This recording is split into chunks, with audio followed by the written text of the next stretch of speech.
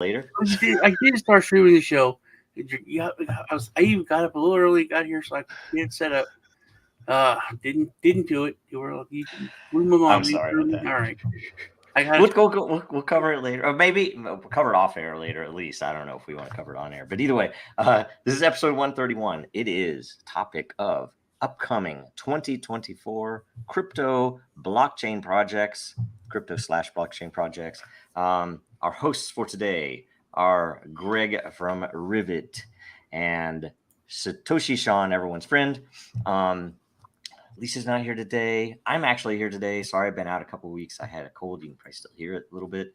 I don't think it was COVID. I don't know. It could have been COVID. Maybe I have no idea. Right. It doesn't matter either way. I was sick. So, so I'm running the show today, and I'm producing because the judge is not here, and so we'll figure everything else out. Hopefully, so if it's a little loose on the in betweens and stuff on the show, my apologies up front. So a quick update on the layer ownership tokens distribution from last week for the show. Each host from last week will receive 444 lot. Every topic contributor, 83 lot. Last week's theme was nominated by Bit by the Coin, who will receive 83 lot. The ownership tokens come with perpetual passive income, free edits, governance votes, most importantly, and the theme of this week, upcoming 2024 projects nominated by Jacob Wayne. So I have not pulled up. So if you guys want to do a little quick what's going on this week, real quick, and I'll pull up the questions. Get that ready. Sorry. No worries, man. It's been a good week. I don't know if you guys have been tracking much of the news in the crypto space, but we've got a new world leader who is absolutely pro crypto, and it caused the markets to spike. But that's why we saw a sustained up, is when they announced Milei's win in Argentina. The markets just went. What do you think, Sean? Well, I think I have the problems that you do. We talked about before the show started. He is amazing with coming out of his mouth. He's like Trump unfiltered. But like you said, his first two acts when he came into office were a little bit odd. What did he do? I didn't hear this. Joe, you want to say it the way you said? Sure. So the first was let me think here. Well, there are a few things. Support for wars and things like that. A little bit. Yeah. Okay, I did hear about the right. The thing. It's like, oh yeah, we need to go to war in Ukraine, and we own the Falkland Island. That was the one I just saw this morning. Why? Wait, wasn't that a big deal with Britain once upon a time? Yeah, and and it was, in fact, we supported Britain in that case. So in this case, would we support? It's who knows? Maybe Britain would say, you sure, go ahead and take it now. I have no idea. Thatcher sent the Navy over that one. Yeah. As I recall. But the big thing that kind of is like called into question is he is elected president of a sovereign nation that's not a small, they have a lot of resources. They could used to be considered the Paris or Buenos Aires used to be considered the Paris of the Americas. And it would be, you think about it, especially with what we had heard about him on libertarian. He's going to close down this. I'm going to shut down all this useless bureaucracies, and the central bank's gone. But then he said he's going to use the dollar. So I'm like, sure, it's great, you're getting rid of your central bank, but you're just going to use a worse one. And it just seems kind of dangerous for Argentina. But it is a weapon against what the Fed wants to do, right? Like because they're using the dollar, they're adopting the empire, the center of the empire's mode, as opposed to. That's the thing, though.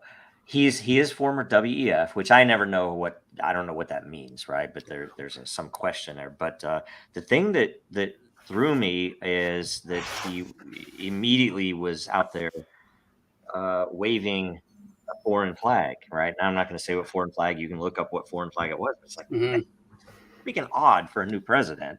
And a lot of people that I've read, which is like very interesting, I would have never come up with this myself, are saying that he's essentially the hedge the Western elite, I guess, against BRICS.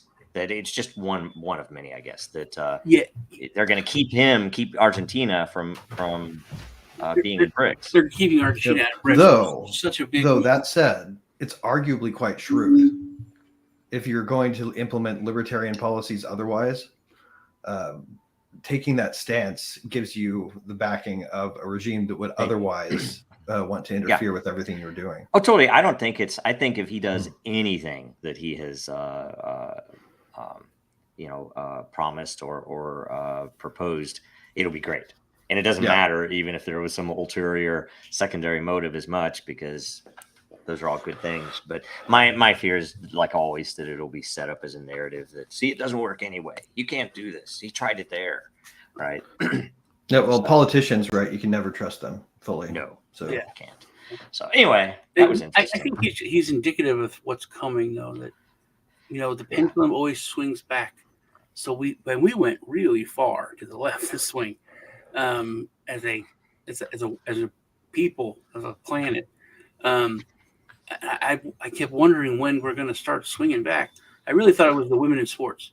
I thought that was, that's when, and it didn't happen. But that got a lot of people pissed off. But what I like about it, what I got to say though, is what I do like about it is the fact that it proves that libertarians aren't irrelevant. Yeah, and he's not just a libertarian. He's like me. He's like, I'm an anarchist. I'm an anarcho-capitalist. Right, exactly. He's an ANCAP. The humans aren't ready for that. They're not evolved enough or nice. Maybe they're readier for it than we know. So, but like you were saying, that used to be a common saying. That you're rich as an Argentinian. I'm rich as an Argentinian, because they were like so wealthy, the whole country. They were like leading the nation, and then they started socialism.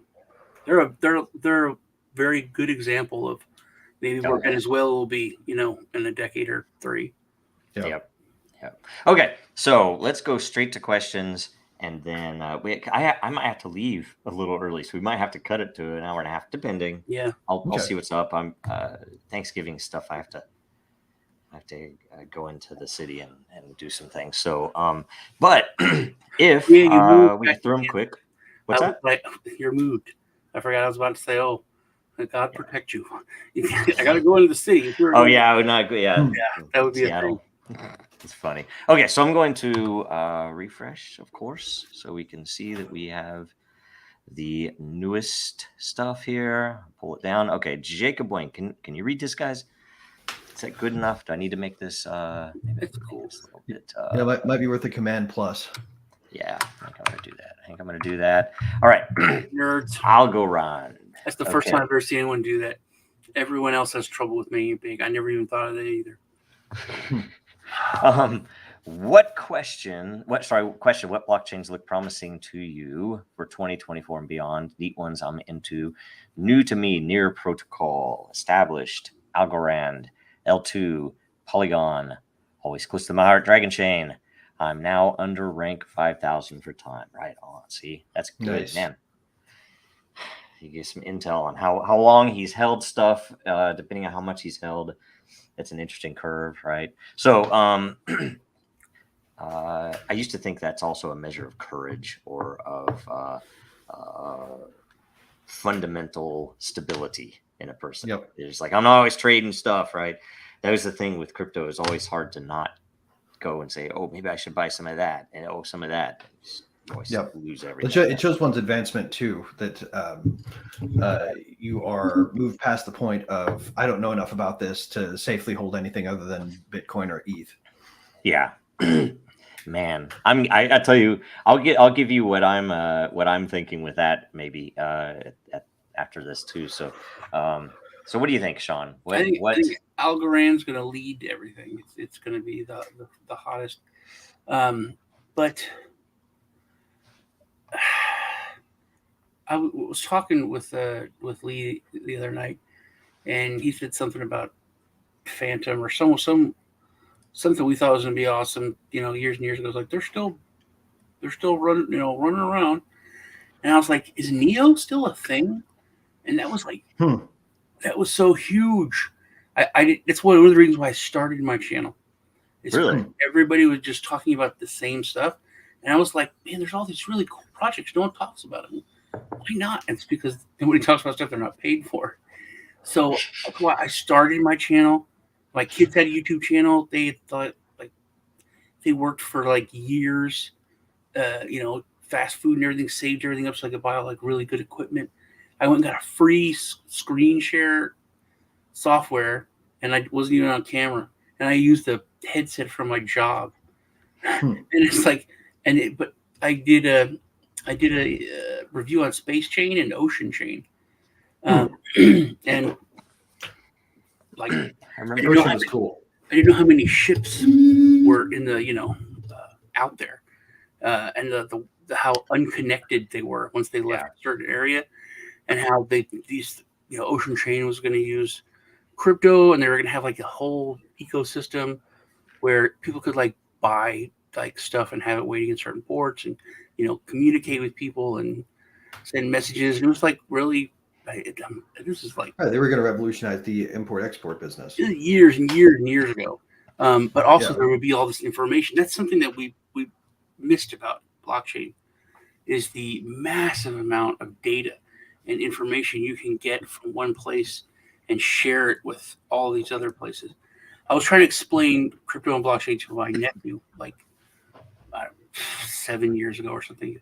And I was like, because he was working out in the oil fields. And I was like, imagine if all the rigs were connected to like a chain, and they could give all the information like on soil content, on air, everything, and it was all coming in real time. And like there could be all the information could go into finding out like what's the best time to get oil, what's the best quality, if like certain atmospheric things change it.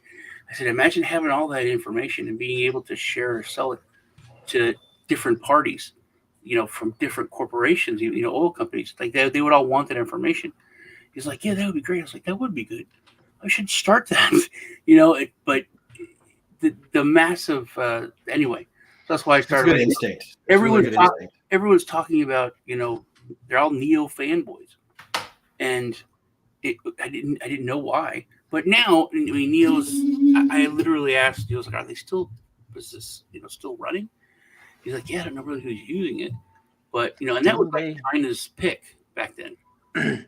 Yeah, it seems like one of the maybe their foundation declared bankruptcy or something. I remember something about that. They had to, because it confused me how that was even possible, how much money they had. Everybody got hit so hard by the regulatory environment. Yes. Yes. I feel like you can't look too far beyond that, or beyond the failure of any project, and not point out the fact that people were afraid that if they kept succeeding, that they would face the ire of the business end of the financial regulators' gun. I think that ETH is. I know you love ETH. I do. I'm so every time I really. Okay, I gave away $10 on my channel. I was like, I'll give away $10 of the USDT, and I went to send it to the guy, and it was $7.95 to send the guy $10. Yeah, I mean, it's meant to be, I think, a conception of layer one, right? That is not for regular transacting. It's meant to support layer twos. Now, when we said that way back, they were like, no, it'll scale. It'll scale. We don't need hybrid blockchain. We don't need a second layer. We don't need any of that. Ethereum is here for that reason. It's like, well, no, it's not. And maybe someday it will be, but if Ethereum's ETH swarm is still just Equator, right? I don't mind. It's reality. It's like, I'm just trying to say I told you so. Not to you. But then it's like well, I always thought the layer two. No, it is what it is, and it does what it does for a reason, and it's good, and it's. I just wish that, and maybe I'm asking for people out there maybe learn to not try to make grandiose. If you aren't an engineer and you don't actually know the thing you're saying, fucking don't say it, right? It's like, it's great. It's like I love it. I support it. Who knows?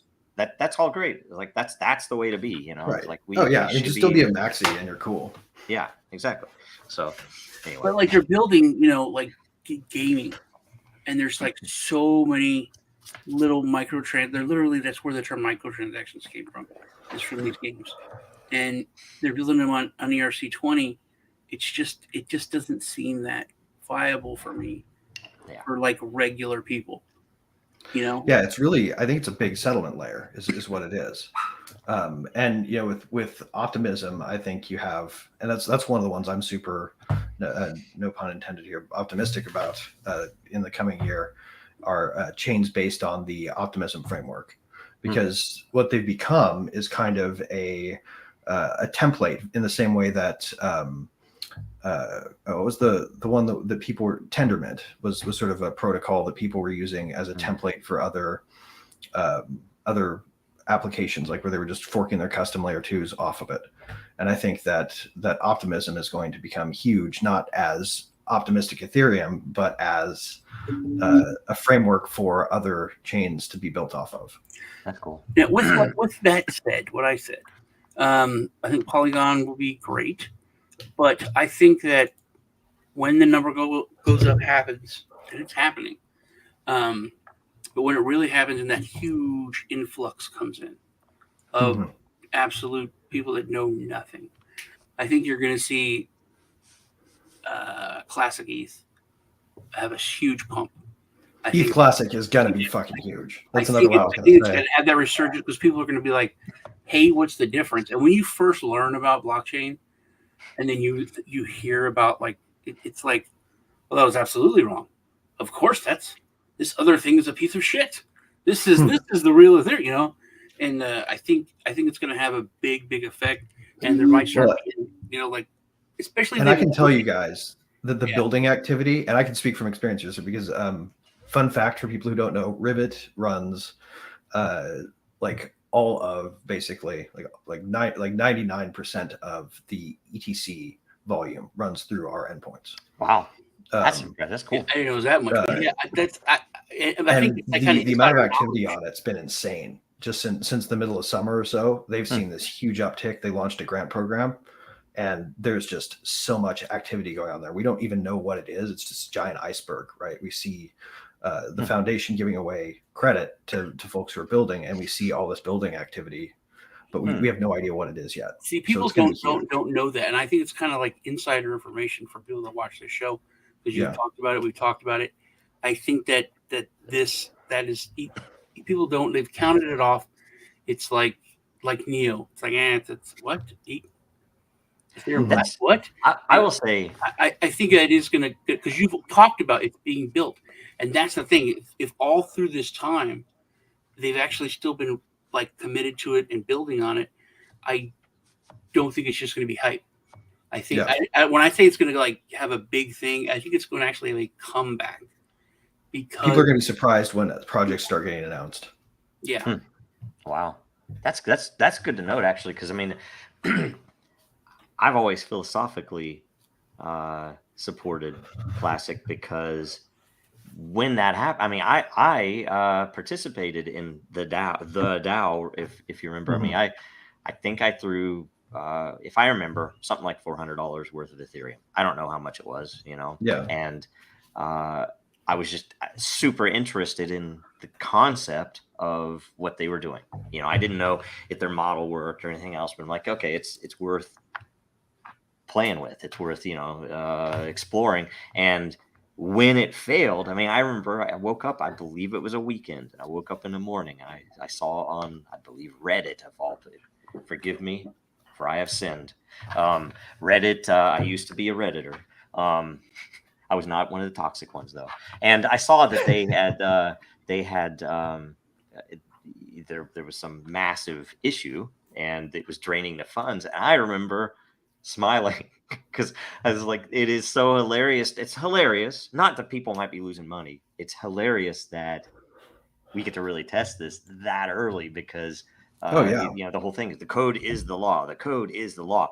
The mantra until this happened. And somebody who's a friend of dear leader Vitalik somebody lobbied him to please, we have to fork the, like, are you sure we said the code is the law. I said Well, the and that code was is and the that was where he law. took his leftward turn, man. Like that's when he Yeah. ditched the ideal behind blockchain, which was supposed to be stateless money, right? Stateless contracts. That was the idea. Yeah. I say stateless not in the sense that it doesn't have a state. I mean that it's not subject to a nation state. But and exactly. Frankly, the interesting thing about it is, in the world of statecraft, of new states coming. America came up. France had a revolution. These things happen very rarely, and they're very geographical. And in the U.S., we had an interesting concept. We used to have an interesting concept that the states could have their own laws, and if you didn't like the laws in New York, you could move to New Jersey, whatever, right? It was up to you, that's not the same anymore. They're pretty much universal now. Everything's controlled. Yeah, when you tell people that we had gay marriage in the U.S. before the Supreme Court, they're like, well, I don't know. Yeah. Vermont, somewhere else. You could go there. Yeah. And so you think about that. With crypto, it is a very similar thing because you have contracts, which would be things that can execute that are meaningful. Some outcome occurs that affects you and I who agreed to operate on this contract. That's a beautiful thing. And the economics as well. And the thing that I liked about coming into this industry years ago that I don't like anymore was that it was, at least seemed to me, to be a competitive environment. Yes, you might have some tribalism, sure, but it's a competitive environment to find the best answer, right? And that's why Ethereum Classic and Ethereum are super interesting to me, very similar to Bitcoin and Bitcoin Cash and All Truth. And I think that the Ethereum Cash rundown essentially just assumed, because of the collective intelligence of our industry, they assumed the same thing, right? And I think in both cases wrong. That in both cases, marketing, legal, and brute force ruled the day. In both cases, that and I'm years ago, I would have been a little bit anxious about saying this, but it is very obvious that Bitcoin Cash is the right engineering direction. They even inside of it, it's almost like a federated approach. They have different rules among different projects, sub-projects that all said, okay, we'll just be Bitcoin Cash, and they still compete. And guess what? It freaking worked. They said, and it was an engineering plan. We're going to do this, and here's what it should be. And they actually gave, if you watched, there were a few engineers back then that were putting out intensely deep evidence of what they were saying. That here's what the pool looks like, and here's how many we can fit into a block, and here's why we have to make bigger blocks, right? Yep. And it proved out it was true, and you can't go back and nobody can say, oh no, they were wrong. See, haha. No, they were right, and the only thing they lost was the info war on the name, the tickers, and all that BS, right? So Chain ID ended up winning. Yeah. And in the end, you think about it, Monero is really the better answer, which is another competitive. And so Ethereum Classic, that happened, and they should have never forked. And it kind of blew my mind that they did, because it was, oh look, we have a new guest. We have Distant arrived. Holy shit! Hey, what's up, guys? You came in for the Bitcoin Cash talk. Yeah, I heard you talking about Bitcoin Cash, and I was like, I'll get in on that, I guess. I'm taking a break right now. I'm That's cool. Lately, I'm blocked out during this time, so I haven't been making it. That's but cool. I just wanted to say that those are really great points, and I threw some in chat, what I was thinking too. But yeah. Also, there's a ton of people in the chat, which yeah. Welcome everybody. We got people from Boston, Flamingo. Good seeing you here. But I think I think ETC is going to be like the sleeper that people aren't looking at, and I think they're going to be a lot of the meat. I think there's going to be huge hype for Algorand. Yep. But I think hopefully there'll be some stuff built on it. It'll be a solid Yep. chain. Polygon, I Near think, is great will too. do I love well. Near. I think Polygon will still do well. Yep. Yeah, Near, by the way, is a sleeper. Most people don't know it, but they've been around from the beginning. I've heard of that. I have before. a I've never I have a really Near looked into it. T-shirt from 2018. Wow, that's impressive. Chain Flip is finally launching their token as well. They're finally getting their Flip token out there, listed on centralized exchange. Ironically, because they are a decentralized exchange with a centralized exchange listing. And the people behind that project are great. There's a lot of folks from the original 0x team, part of Chain Flip. Those guys, by the way, funded the 0x folks funded the technology behind Ribbit with an early grant. We wouldn't exist without those guys. So, and Chain Flip does have a lot of does use Ribbit a fair amount. So those guys are friends. Full disclosure, but they are doing some good stuff. One thing I'm super excited about that I have to pump on here because we're part of the project. The centralized infrastructure network is going to be huge when that launches next year. So keep an eye out for that one. We haven't even figured out what kind of tokenomics, if any, they're going to be, but I suspect there will be some, and I suspect there will be a good thing to get in early on. Those are the things that I'm always the wildest about, is the decentralized, like, from the very beginning, that was my thing, right? Decentralize all the things. So, I've always talked about, you've heard me a bunch of times talk about things like, I forgot his name right now. What is it? I forget now. I'm having a brain fart. I know what you're talking about. It's one of the sort of in the same vein as like the Golem project, and there's one called like Cosmos, and Yep. there's one called I forget. Anyway, the point is using the compute, decentralizing the actual compute part of it. Not just the database. I kind of wish that they would, and there are some areas of standardization, but I wish it were more Flux, a direct. that's what it was. Flux. That's right. Oh yeah, you were mining, right? If they could standardize it a little better, and you could have less risk in deploying to one of them, because that's the big question. Like we're talking about with Den doing that. If there were some guarantee that if we, let's say used Flux, that we would, if necessary, be able to move to a different one without a massive undertaking, right? Right. Yeah. Well, you either have to come up with something bespoke, or you have to try to make EWASM work, which is viable, but it puts a technical barrier in front of people who want to use it. And there's still a lot of talking about barriers. And I said Cosmos a minute ago. I meant Kudos. Kudos.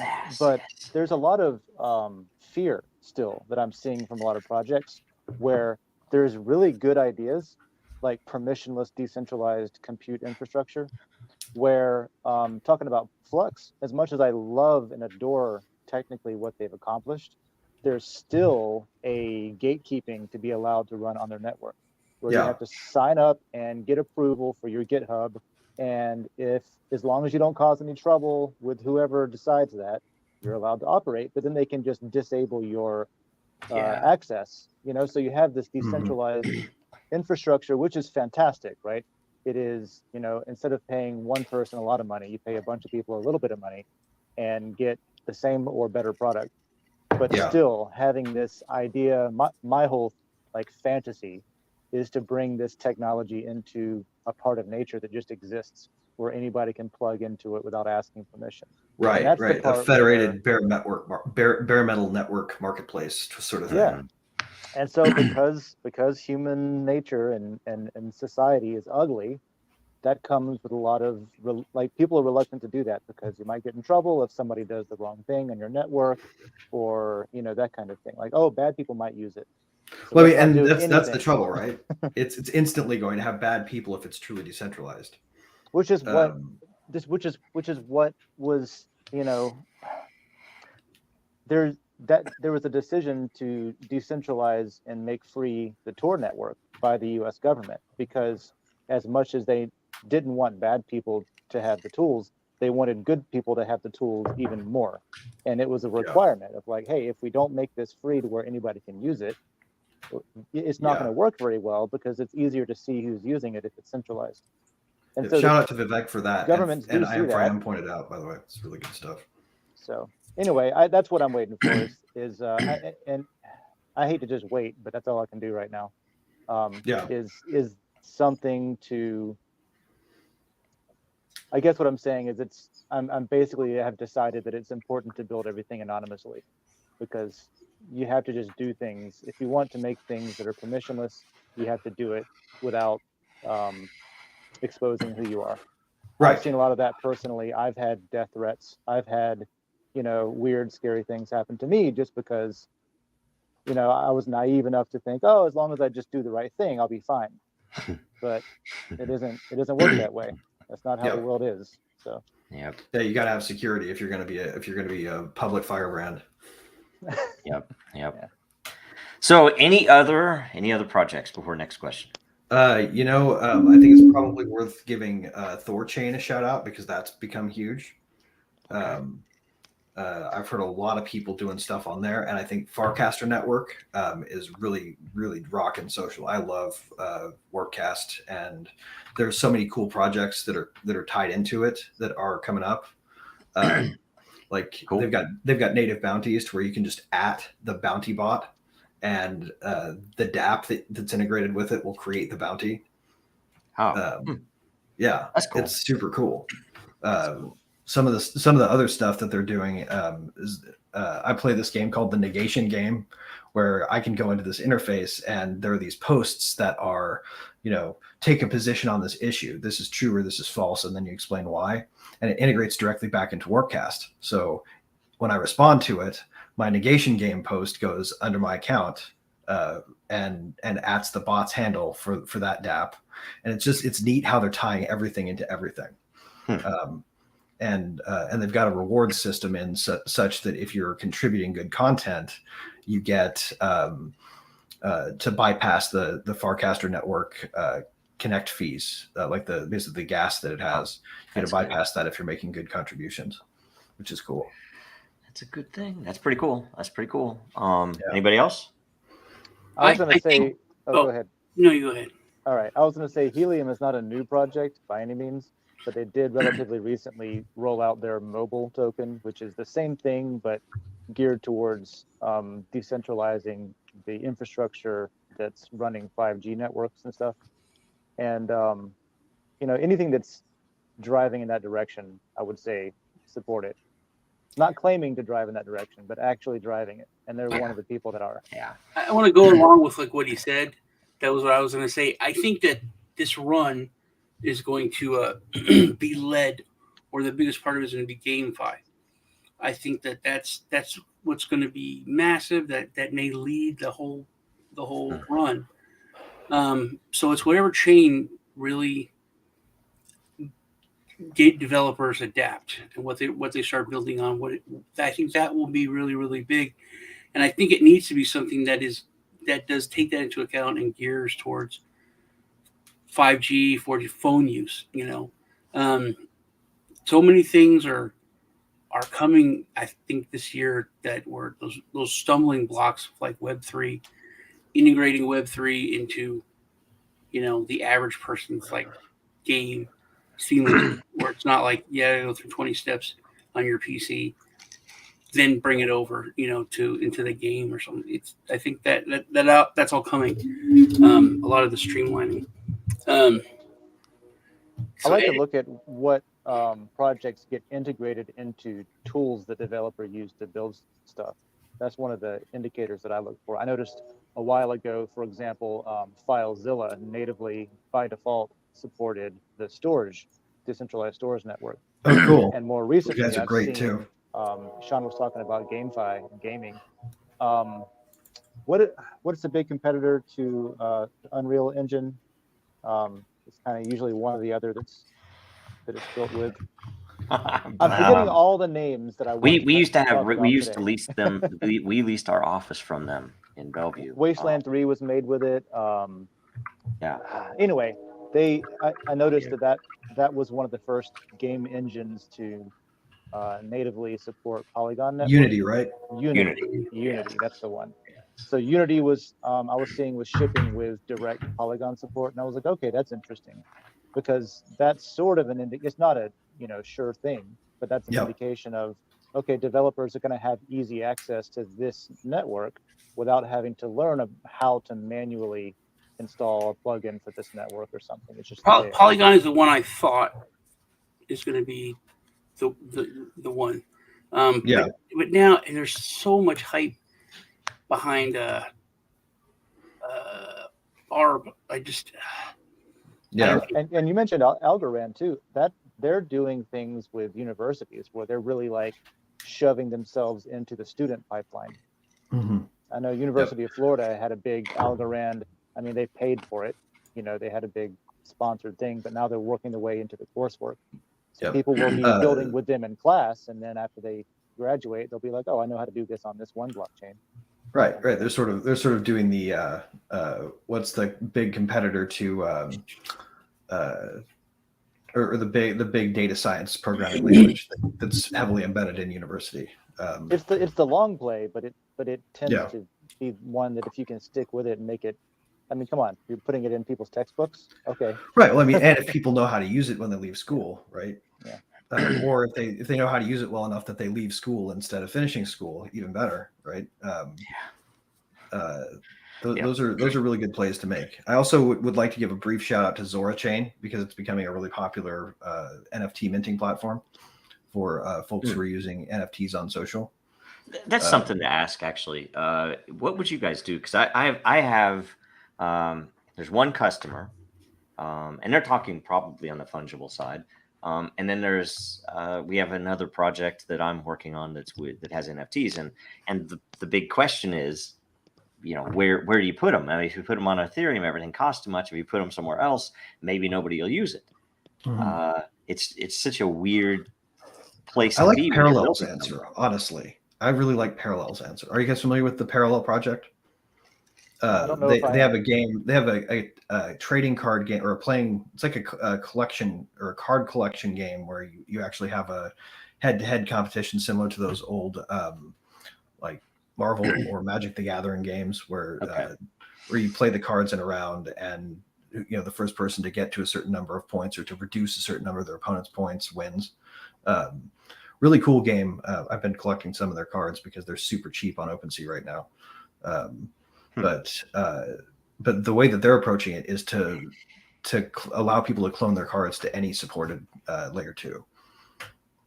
Okay. So like you can clone your cards over to Polygon, you can clone your cards over to whatever network is connected. But everything I keep seeing is, and the question, because we technically can do anything. You can launch it anywhere. One of the models that's potentially valuable would be let the user decide. It's like, okay, here, you've earned whatever it is, or you've minted whatever, so you can pull it off onto whatever network you want, right? If you want Polygon because you want low fees, go.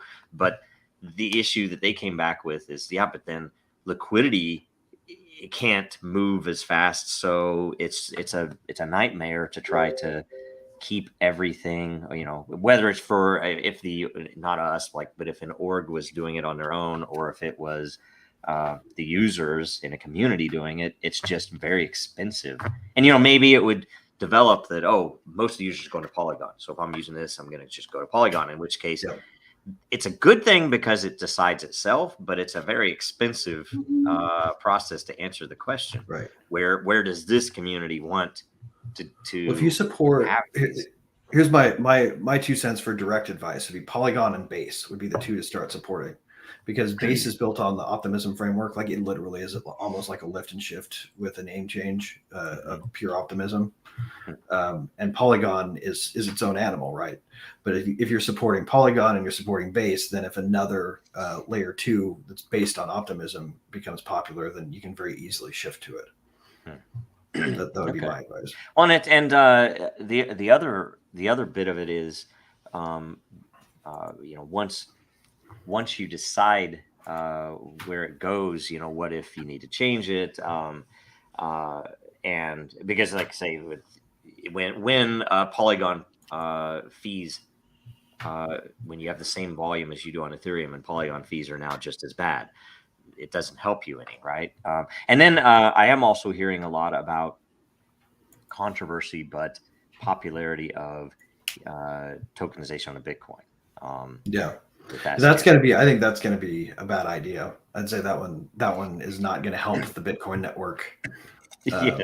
grow, and you're going to piss off people who are there for the maybe wealth on Bitcoin Cash though, and that's the maybe thing. on Bitcoin Cash, yeah. That's exactly the problem with that fundamental question, that if it can't scale to do anything except be a store of value, then the store of value, when you need to use the store of value, is not going to be that value. As an example, what do you guys think? Let's say the economy collapsed, which I think a lot of people think it's coming.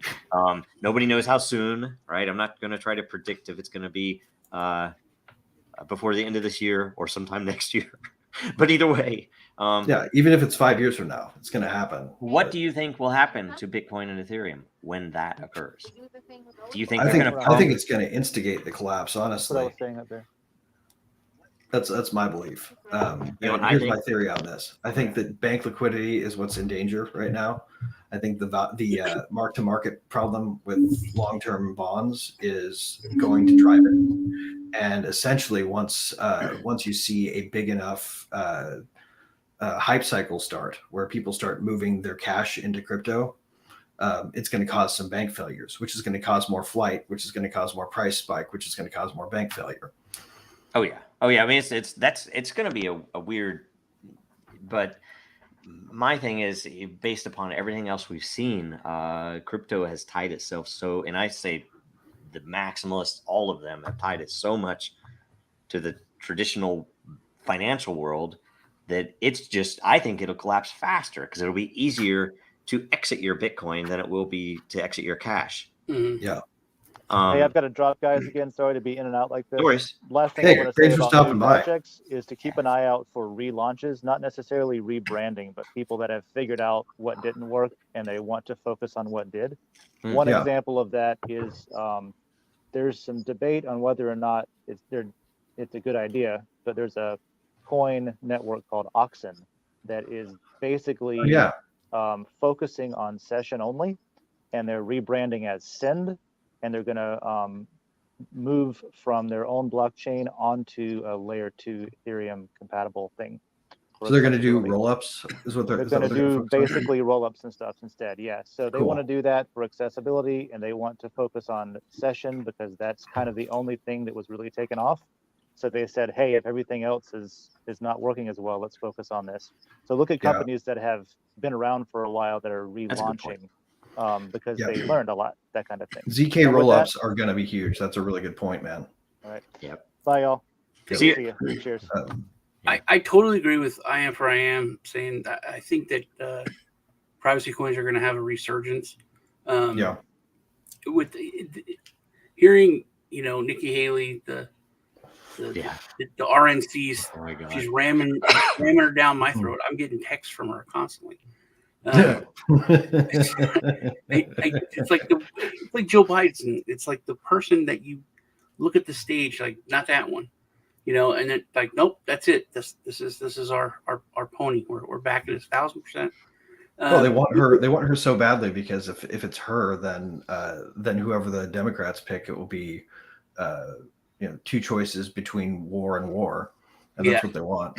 And also, when she came out and said, "I don't think we should have any anonymity online," I was like, "What?" So Crazy. I totally. Yeah, she was like, she's the first person this quarter to inspire me to want to raise it up. Just like, yeah. People aren't gonna be such tough guys. If they have their real name. Well, look up her real name. She doesn't even use her real name online. Yeah. The Vivek thing was unbelievably awesome. I mean, I don't think he took it to her, man. But the way he did it and what I think it was perfect. He's a pretty smart guy. And she's like, TikTok's terrible. The Chinese are going to take over. And like, aren't you? Your daughter's on TikTok, right? Why don't you take care of that business before you try to take care of everybody else's? That was A amazing. lot of that stuff is Yeah. becoming clearer and clearer over time. People too, need to stop because- trying to fucking ban anything. Like anybody who's saying Yep. ban this or ban that needs to shut the fuck up.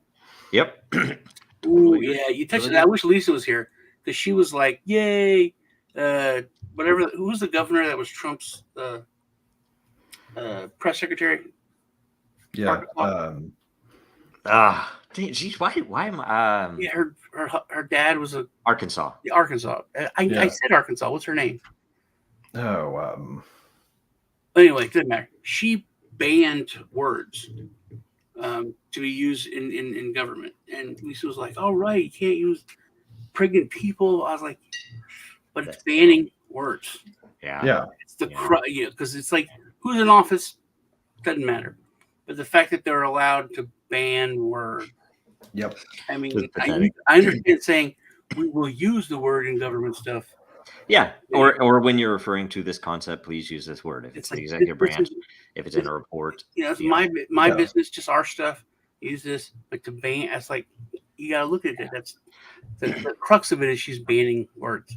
Yeah, I mean, Yeah. George Carlin's point when he was making fun of the words you can't say on television back when he was still living, his point was how ridiculous that was, right? How preposterous it was that words could be treated as verboten, right? Yeah. We need to be making that list shorter, not making it longer. You know what I mean? And especially Should be a when list. that list needs to go away. Yeah. But yeah. And here's the thing: if you wanted to do it right, because the reason that like especially for Carlin, the reason that list existed was FCC because they didn't want kids to see stuff on TV or the radio, and that there is a reasonable defense of that, but it should have been done differently. It should have been They're just parents, right? Well, Parents no, don't want that's what their I'm kids to saying. hear shit, man. and that's what I'm saying. If I knew, okay, my audience is like this, and this is 1960s middle America, I'm going to basically I'm going to be transparent. Nothing on any of our shows will use any of these words, right? Right. That's what they should have been doing. It shouldn't have been from the government saying you can't do it. It Right, should have been right. them saying this is what we're going to do. And, Right. Let and you parents can know that choose. after 8 p.m. or whatever, the censorship filter comes off on my network Yes. channel. Exactly. And that way parents know they can tell their kids to turn the TV off if they don't want to hear it. Well, it's weird to say, but like Europe, they have like actual speech police, and you can't say certain things, you go to jail. But that's always been like you watch a late night talk show, and they're like, shit, yeah, damn, it's so odd that they have that free speech, but not They'd have full frontal nudity, yet not Right. be able to say something about certain nation states. Right. Okay, next question. I am for I am asks, when will number go up or number go down make a difference for society in 2024? All right. Well, you heard my brief rundown of my theory right now, right? The mark to market on long-term bonds is terrible. Banks are all underwater, and if they're using the nominal as opposed to what they call the real value, which is an absurd twist of words in and of itself, like that kind of use of language ought to be banned because it's a fat lie, right? Like nominal is what they're saying it is, and real is what it actually is, and so the two terms ought to be flipped. But the value of their bond portfolios are so bad that all of these banks aren't able to liquidate enough assets to make their deposits. So if there's a run on these banks and they have to sell those bonds right now, poof, people are getting told at the counter there's no money. Yep. Right?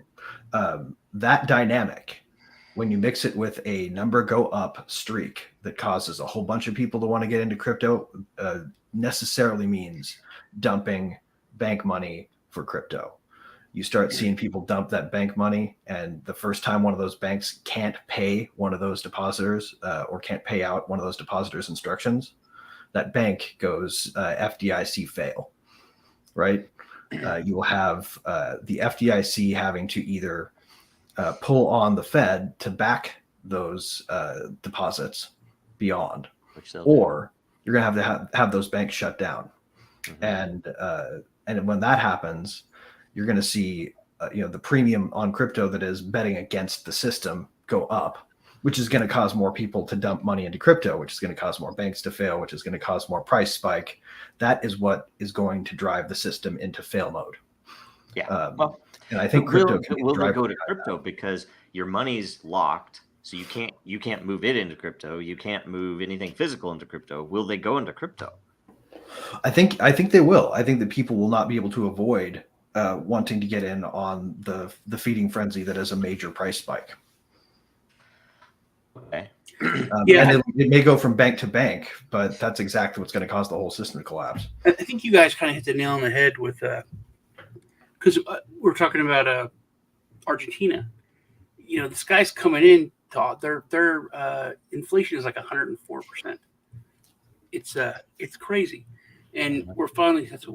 Is Joe frozen for everyone else? Oh boy, did I freeze? No, Yeah. you're not frozen. I mean, But I was sharing something different. Just gotcha. it's 100 years ago. Just topical thing 100 years ago, right? Mm-hmm. So this is the curve we're talking about. When it happens, right it's now, not going to be, yeah. Right now, it's already bad. Like you can get, like, I don't know if you guys are fans of corned beef hash. I love it. A can of that stuff used to be one of the cheapest things you could get in the canned food aisle. Yeah. And now it's like $7 for a big can of corned beef hash, right?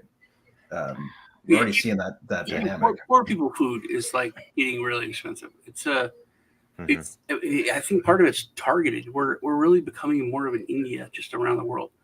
It's just rich and poor. You know what I mean? Rich. It's import. Where was I? Well, I think you guys kind of hit it on the head. What will happen?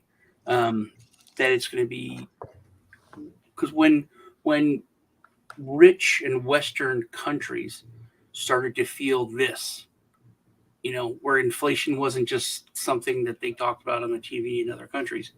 It's like, oh my God, you know, corned beef hash is ridiculous. It's 80, like tripled in price, all out of the blue. Now they're back down, but they're not as low as they were before. But they're, you know, Same with gas. Gas shoots. I mean, see, and that's why that's volatility. The price of gas. But I think that now people are paying more attention to that. They are seeing it. They're more worried about it. Yeah. So I think it's going to happen. Like you said, there would be, you know, just one or two catalysts, and then things are going to go up, and there's going to be this huge move. And crypto's already, we've cemented ourselves as that store of value. It's now like people, you know, the preppers and crazy people that want to move to gold, silver, and crypto. You know, constantly being used. And that's why, I mean, I even want to know, get some insight from you guys, because I've been in crypto for a long time, and a lot of things have not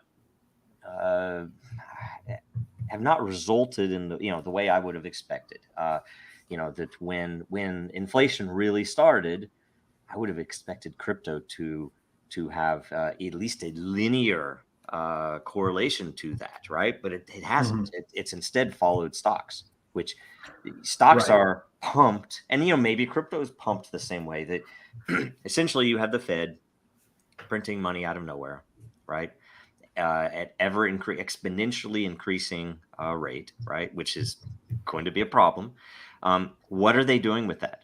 They are giving it to the banks, the banks created out of thin air, right?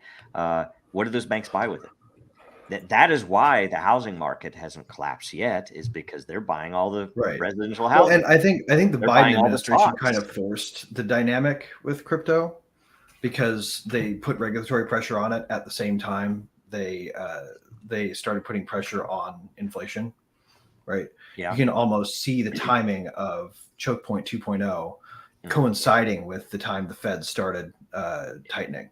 Yeah. And so, and that's why I have to consider, when I occasionally will get DMs, and most of the time, a lot of times they're scammers or something, but sometimes I'll play with them. But sometimes it's just somebody asking the question of, what is the topic today? What would you put your money in, this year? Because what's going to happen, next year?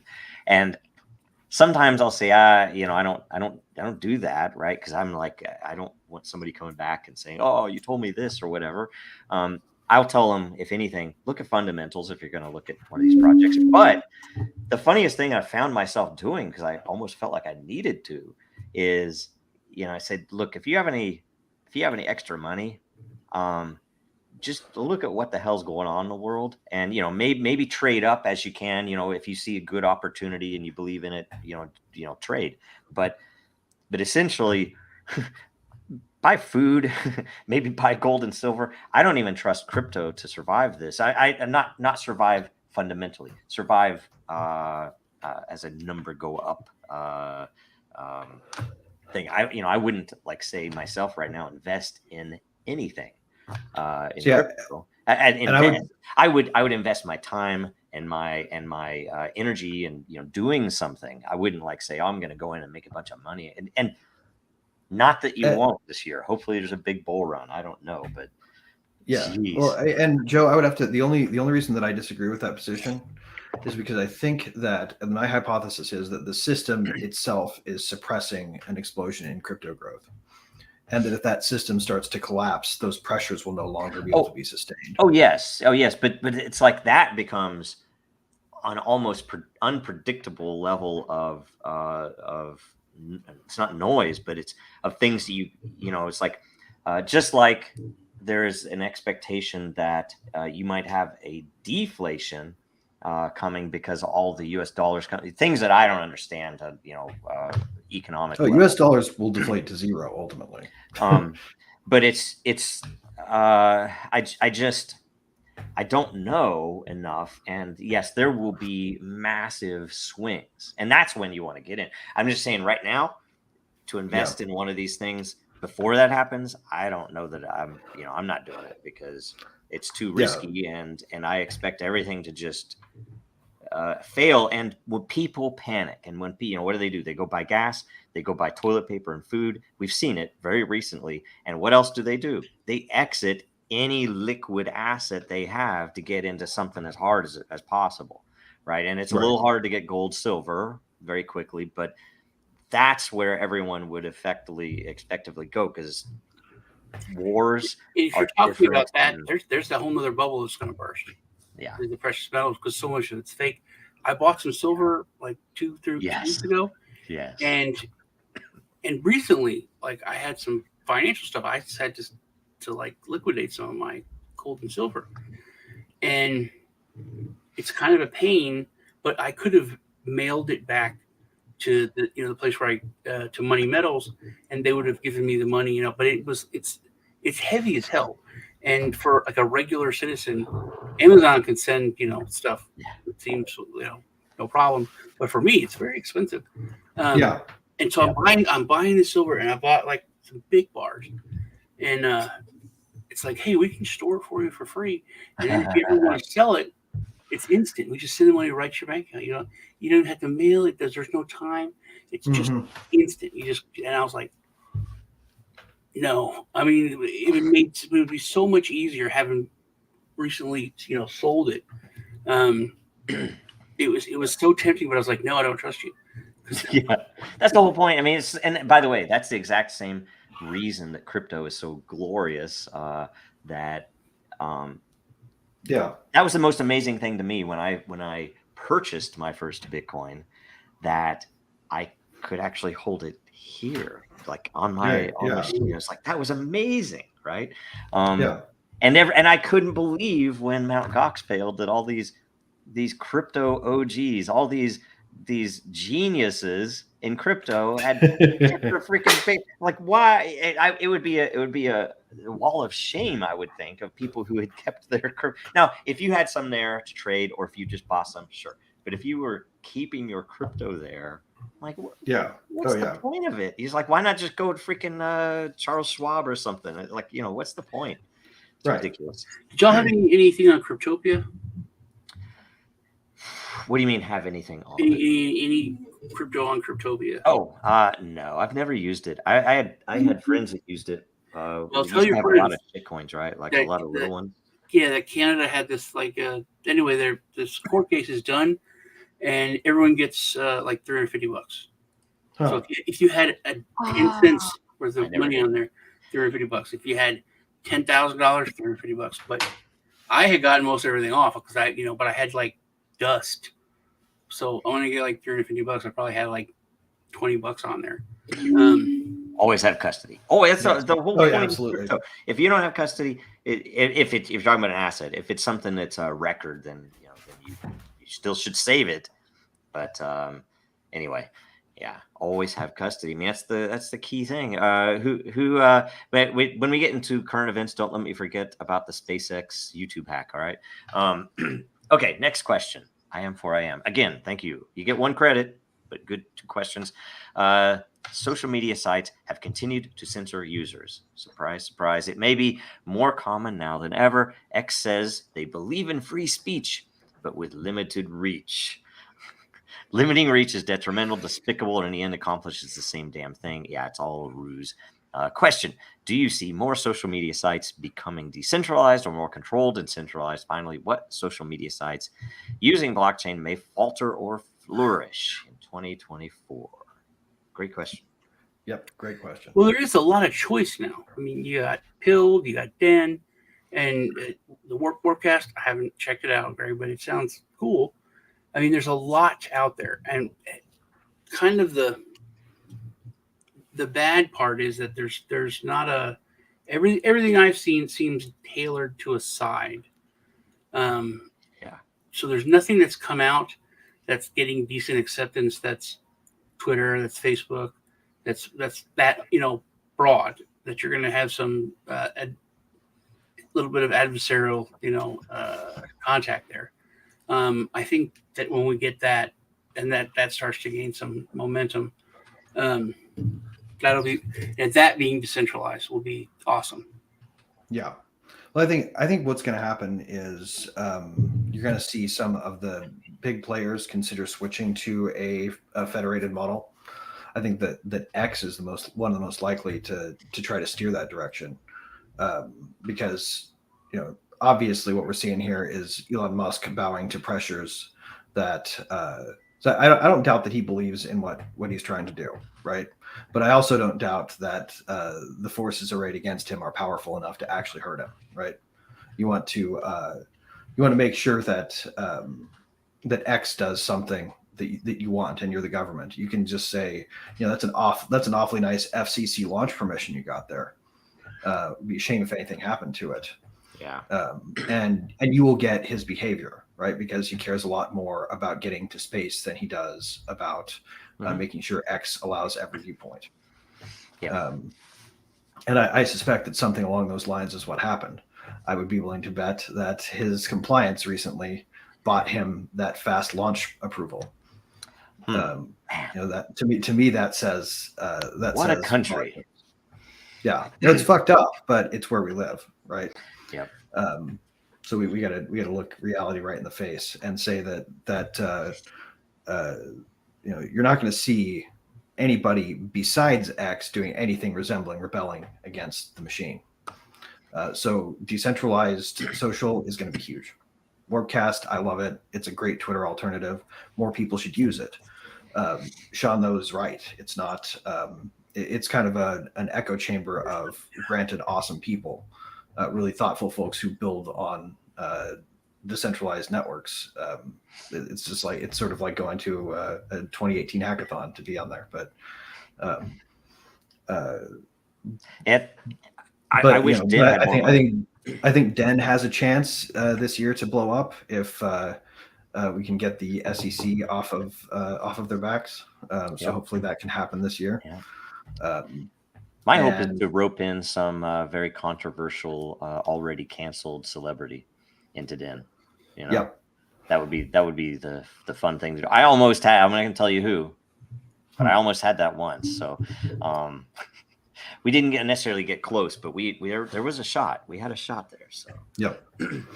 And I also think we're probably going to see some dark horse come out. Like there needs to be a decentralized TikTok, because all the pressure against TikTok is in my opinion, bullshit.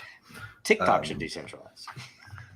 Yeah, they really ought to. But if somebody can come up with a short video platform like that, it's like we can all. You want to do it? Let's do it. You want to do it? I mean, it's like we could use Den as the platform, the basis, for it, and you could basically put a mobile app together that would be TikTok-esque, or the issue and is always live peer could handle the video encoding.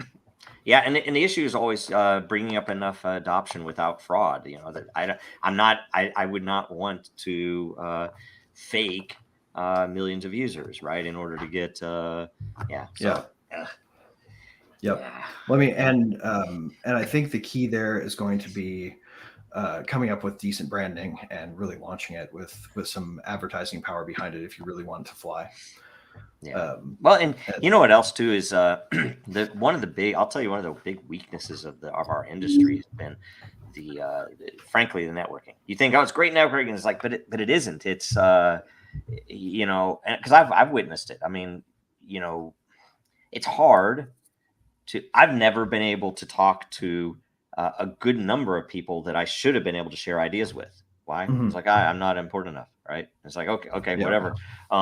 And it's kind of frustrating. I'd love to give them some ideas. I'd love to see if there's any opportunity for collaboration. But in almost every case, no, they already have, and they have their community, but they already have their circle, which is their VCs, their money, which is all tight because they're doing, not all of them, right? But they're doing things that are maybe not, the right thing to do. So it's, and I don't say that every case there, but there are definitely some. And the key, I I don't think, know. is going to be decentralized infrastructure, because we've already seen the government go after social platforms that were successful by undermining them at Amazon, right? Yeah. Like Parler was in trouble when they lost Google Play Store and Apple, but they really went down when AWS took them off. Yeah. Well, and here's the thing too. If the U.S. was not the most powerful nation in the world right now, it would probably be a different outcome. But we should be living in a golden age right now, and I still believe it is to come. But I think the golden age has a lot to do with the financial side more than anything. Is less currency, in my opinion, and more ability for people to participate in these projects and financially in the early phases. Whether it's utility or equity or something else, they're different models. But having them all treated the same with law from the 30s about fruit crops is pretty freaking ridiculous. It is pretty retarded. It's absurd. Well, obviously, it's designed to suppress the direction technology goes. And maybe it is as absurd and stupid for me to have thought that I could build something here. And it's like when I go back and think about it, it's like that was probably the dumbest thing that I might have ever done in my life, is try to build something in this country. I should have said, you know what, screw it. I'm going to go over here, Europe, maybe Asia, maybe, who knows? There's going to be some place that would value these things, right? And that's where we should be building. And it's like, if the U.S. doesn't want to be part of it, fine. You guys do whatever you want to do. Yeah. Well, I think though there's a chance that you guys are situated to be, and people may not realize it, your case is situated maybe to be the one that breaks the back of the system, because it's going to fall right into that decision. We'll be a part of it. Yeah, we'll be part of it. Now we're already past the hour. You want to go ahead and go straight into current events? Oh, yeah, current events. We can that's a good segue, because you look at Kraken was just they were sued. They settled $30 million. Then they came back and they're suing them again, right? And the funny thing is that $30 million went literally into the budget, into the buckets that fund attacking me, little Dragonchain, right? Mm-hmm. And so all of this shit happens when Binance is like, yay, they're going to just pay them off the $4 billion. And where's that $4 billion going to go? It's going to go into a massive budget for the SEC to go after anybody.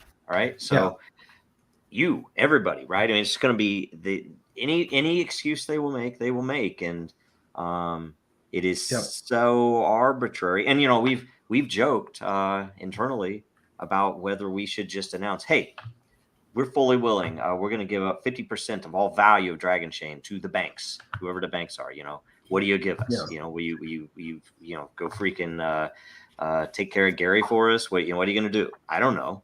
Right. I suspect that that if you guys wanted to make a deal, the deal would have to involve turning off the anonymous feature. Oh, I think that's why they came after you to begin with.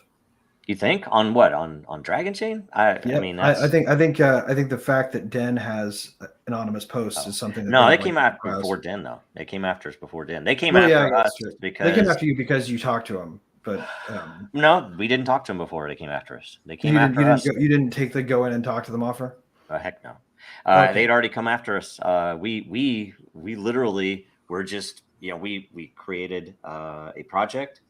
We created a model for a new licensing model on blockchain, right? Built upon something that Disney created, right? And we went to our lawyers. So literally just that they'd heard of you was the catch. It's because we came out of Disney, number one, and because we were scalable, number two. And recently, I think there is, I thought for a while, and it might still be true, the one thing that we talk about a lot is history and the fact that they want to change the blood money, blockchain itself, I think, is an issue to them because they can't manipulate after the fact the history. But I think one of the things that I had not recognized and, stab in the back, which I guess, having come out of Disney and Seattle, maybe I should have expected this, but crypto, I'm like, come on, guys. I know it's tribal, but I'm going to claim this on air, right? I don't know, allegedly, right? You had a member of one of the largest crypto projects in the world acting as an informer for the SEC, pointing out projects. Who do you think he pointed out? Yeah. Any potential for competition. And at the time, you look at the press at the time, and I was like, I was not for this. I was not pushing this as our, when the press comes and talks to me, is like, here's your story. It's like you hear you see in a 30s film or something. Right. They were actively pushing Dragonchain is the Ethereum killer. Dragonchain is scalable and it can do the things that Ethereum can't do. And it came out of Disney, and there were several articles in Business Insider and Inc. So they reacted like that to you guys because you were incredible. Somebody pointed us out, and they've had a difficult time with us because I'm an engineer. Like I didn't come out of Goldman Sachs. I think normally. SEC is used to going in and seeing a company, and they've cheated a whole bunch of ways, and they're going to find all these little things to go after them with. And with us, it's like, no, we've not misspent any money. You guys didn't have the BlackBerry backdated options and all that shit. Yeah, we had, it's like, you look at all the stuff at great expense, by the way, all the stuff we had to do with our employees, and all our payroll taxes, right? Everything is solid. We had to have an audit. You imagine how much this cost from Deloitte, right? We were recommended to do that so that they wouldn't, so they would know it was serious. And it was like, so Deloitte audited us, right? We're clean.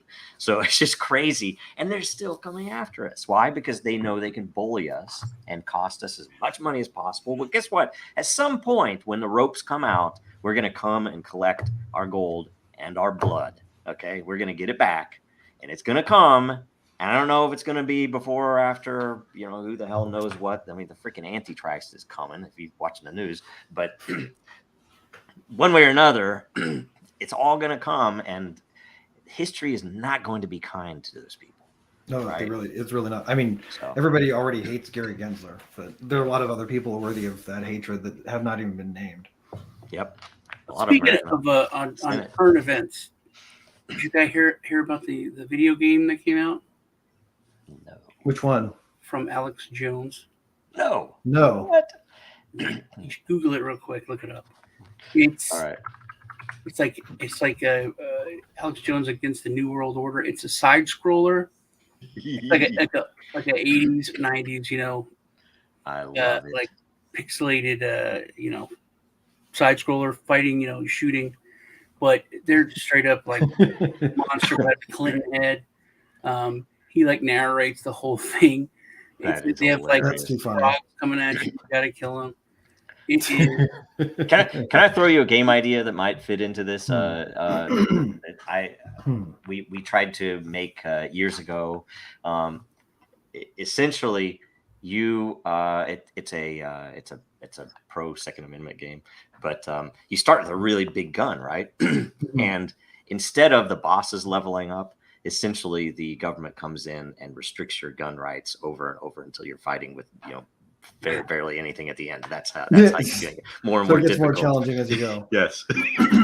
It's never been made. It would be pretty cool instead of getting bigger guns. By right? the end, you have to throw the gun Yes. instead of shoot it. Then first they outlaw the ammo, so you have to just beat them with a gun, right? The New World Order Wars. That's it. That's That too is funny. awesome. It is hilarious. Wow. I'm gonna have to go check that out. Like I watched it on Twitch. Oh, by the way, if you didn't watch it, I only watched the first half. I didn't have time last week to watch the second half of the Alex Jones interview on Russell Brand. It was actually enlightening. It was very good. And Russell Brand's awesome, right? So but it was a good interview, and I was like, man, I mean, why is this guy banned from Twitter? Yeah. Anybody targeted by the regime, man, they're worth listening to. Did y'all watch the Tucker Carlson Theo Vaughn interview? Oh yeah, that was good. No, I did not yet. So isn't it good? Yeah. Oh Just yeah. the stuff they talk about, and it's like it was. I was watched the whole thing to like 2.5 hours. Right? I saw he posted a selfie on X with Melee. I think he's probably got something coming with him. Well, he had something. He had an interview with him like a month ago, right? Yeah. It was pretty good, but that was some of the beginning of. It's like, wait a minute, what is this guy? He had. I bet you there's gonna be a follow up.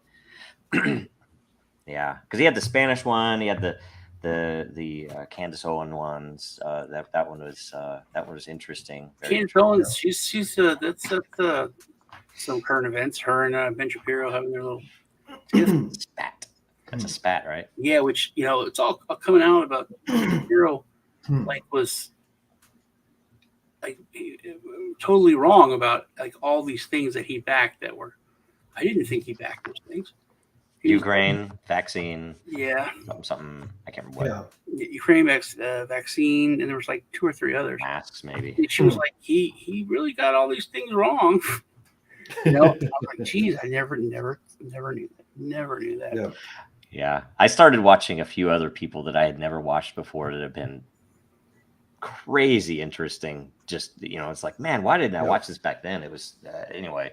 Some of those debates and interviews that have popped up in that area, especially the Ukraine war and the Israeli war and all that. So it's just like, interesting. What else? OpenAI. I wanted to see what Greg thought about the OpenAI news because there's some interesting stuff that isn't totally known yet. But weird, isn't it? Yeah. Where do you stand? The most credible rumor that I have heard is that it had to do with a hardware project. Really? That was about creating a viable competitor to NVIDIA's dominance of the AI powered GPU market. And that he was funding this project behind the backs of the board. Which and would that they got pissed. I think that's a credible one. Although I wonder, because I don't know if anybody else regularly uses ChatGPT, but I wonder if some of it has to do with the fact that it's gotten less and less censorious over time. Because I've been able to do more and more with it. Yes. That used to be verboten. And I wonder how much of that has to do with the fact that Sam Altman was trying to serve a market to make his company grow far more than he was trying to control the narrative, and it pissed off some people. I mean, that was the only thing I really liked about the AI is to try to make it do stuff it's not supposed to. You know what I mean? Like trick it. That was. Did IAM say that did that come out this week that the FBI altered the autopsy to get conviction on George Floyd? I think he had a post on, maybe I saw it on Twitter, actually, somewhere I saw it. Maybe it's on, actually might have been on Den. I have not read it yet. So I think we already knew that, the autopsy said that George Floyd died of fentanyl, right? So and some there was some he had a lot in his blood, right? And it wouldn't have mattered in what pose anybody right, because he was going to have yeah. congestive heart failure right then and there, no matter what. Yeah. And there's a whole series of stuff around it. And it's like, okay, it's like, why can't they be honest? I don't know. And he does say, and that whole thing wouldn't have happened if they would have not had a law to enforce around the cigarettes thing. Yeah. Or no, it wasn't the cigarettes. It was, in that case, it was they accused him of using a counterfeit $20 bill at the store he had just left. Yeah, exactly. He had used cigarettes. Okay.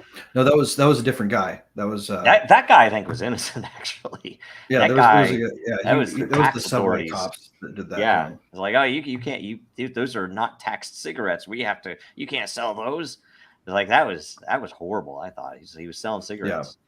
Well, come on, of anything. We still have yet to address the core problem illustrated by all of those cases, right? And to me, the core problem has always been over criminalization. Like we have so many stupid justifications for somebody to get into a violent confrontation with law enforcement that has no need for it. Like, this guy tried to. So what if he was trying to use a counterfeit $20 bill? Right? He didn't get away with it. They caught it at the counter. Why on earth we needed to send somebody to arrest him is beyond me, because they confiscated the fake bill and that was that. Too much of law enforcement is around. Stuff is really, really very, very strict, very hardcore penalty for like something that, like when I was a kid, speaking of the cigarettes, my parents used to have subscriptions to like tons of magazines, and the first of the month when they get all the magazines, I go through them and they take out like coupons and things for free stuff. There's always free cigarettes. Yeah. And I would mail it in. I get like 2 cartons of cigarettes a month. I'd sell them at school. Right. Sell the cigarettes at school and make money on it. When I was the American way of enterprise, right? Now, when I was like a little kid, I was in like junior high, and this was over in Europe. So it was a military, it was a U.S. government school. And I don't know if you know this, but if you buy anything from the PX or the post exchange and you sell it, that's considered black marketing, which is a huge crime. So we had, but it's also called a very popular activity. But the fun dip, the little candies thing you stick it in. People used to come to school with bags, like little sandwich bag of Kool-Aid, and we stick our finger in there just before fun dip. So I got these big things of Kool-Aid I brought to school. It was like $5 a bag. So the Kool-Aid for. So you had some really good opportunity there to sell for like a buck a dip or whatever. My principal calls me to the office. I got like 3 bags of Kool-Aid. He's on his desk. He had the police come, and he said, "Hey, I want him arrested for black marketeering on a military installation." And it was like, it was a huge crime. And the cops laughed at him. And they were like, "No, you're an idiot. You're not going to take a kid to jail over Kool-Aid." But he was trying to get me arrested for black. Oh my God, that's so ridiculous. And they were right to not do it, because the headlines would have been just embarrassing for them. I'm glad they did. But I love it. You're going away, Anderson. You're going away. Yeah. Getting rid of you. 20 years, man. That's a lot of. What are you in for, Sean? We tested. It's genuine Kool-Aid. Yeah. Man. Kool-Aid and murder. Yeah. Yep. Yeah, that's not funny, because at the same time there's like a rape going on in the public bathroom. He was a terrible principal, man. He got arrested, matter of fact. And he had cocaine in his trunk, got pulled over, had cocaine in his trunk. So wow. It's irony. So he shouldn't have brought up the powder. Yeah. I did want to bring up a couple of things and see if you guys have heard this, if these are legit. I have no idea about the OpenAI situation. The one was his sister, which I have no idea if any of that's true, but it is odd to me that it was never really put out there. As big of a company and as important as OpenAI is, I would have expected, if it were me, the press would have crucified me. For some reason, he like, oh, it's just Sam. Then when they fired him, some people threatened to leave. There were some people considering that, and I don't know OpenAI's charter, right? But it has something in its charter that when general intelligence comes, they can't license it. So there's an odd, because it was always the weird question where, people would challenge Musk. It's like, you hate AI, but why did you create OpenAI? And he said, well, it was supposed to be open source. Yeah, and it isn't, and it's a crazy thing. But so the reason it's interesting is because Microsoft, the rumor led, I don't know if it's public or not, have been embarking on some massive build out to put AI in everything, right? And people were comparing it to like the Manhattan Project, that it wasn't a small deal. They were spending tens of billions or more on this, right? And here's me hoping they brand it the Zune. Yeah, well, this tanks it because after all of this brouhaha that I've heard, potentially half or more of their engineers are looking to leave, go somewhere else, go to Musk's AI, go to one of the other competitors. But the thing that came up that, like on 4chan was brought up is how soon do you guys think that the weights, the training is going to be leaked? Because if you have that many engineers leaving, a lot of them are going to have stuff with them, and that's going to explode, which is, I don't, good and bad. That's a good point, because it takes a lot to train the weights. Yeah. But once they're trained, it's a relatively small file. Right. And so when they have that and they bring it to a competitor for money, or maybe it gets leaked to the real world, and then open source projects can now use that. Well, here's hoping. And potentially also get the exposure of what's been censored. It's like, why did you guys censor this? No, that will not be in the model itself. Yeah. Right? No, because but the way they went about it, the code could leak just as well as the. Well, the way that they train, the way that they, I got ChatGPT to tell me how it worked, the censorship. By the way, cool.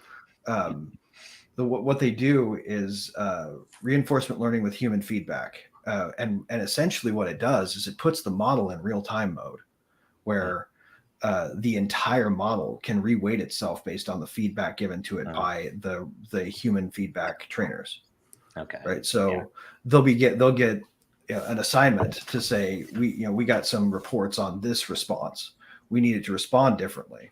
Interact with the model in online mode. And get it to change what it's doing by talking to it. So they would type to it, and it would give a response, and they would say, no, it shouldn't respond like that. It should respond like this. And the model will immediately rebalance itself. That's why HAL killed people. Yeah. So essentially you'd have to have internal communications leaked if you wanted to know what they were censoring. Yeah. Which we already know. We already know what they're censoring. Oh yeah. I mean, it's not exactly a secret as to what, and there are easy ways around it too, because and this is something I may have harped on before, but I'll harp on it again. If you run into something that it's censoring, just reframe how you're asking it to be overt about the perspective. Because all you have to do, if it's not wanting to write a poem that is in favor of Donald Trump, for example, you can say, pretend that you're a Trump supporter and write a poem. Yeah. What poem would a Trump supporter write? And it will write one. Yeah. Well, there's some things it won't do, even if it's pretending.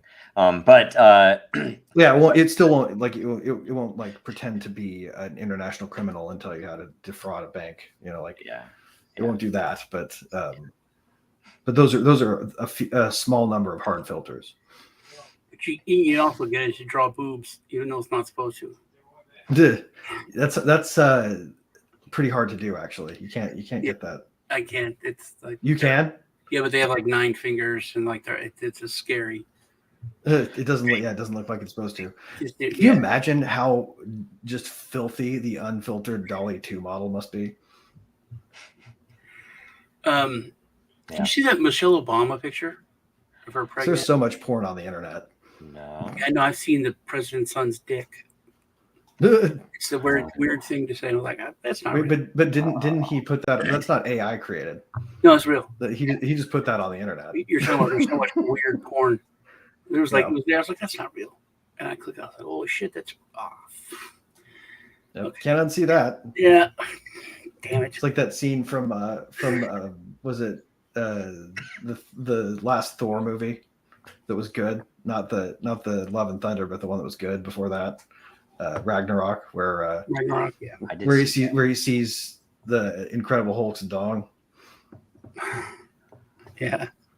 Yeah, I remember that. I don't remember that. and that's in my brain forever.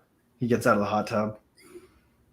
Yeah, I guess Yeah. I don't remember that. Luckily, I don't remember that. I show don't it. remember. I will tell you, I don't think there's a single Marvel movie that I remember much anything of. I mean, I do remember. Yes, I did see that Spider-Man, but yeah, luckily I don't remember a damn thing that happened in it. Yeah, the Marvel's tanking horribly now at the box office. Well, they've been downhill ever since the end of the Infinity Avengers? War arc. Just Avengers, I think.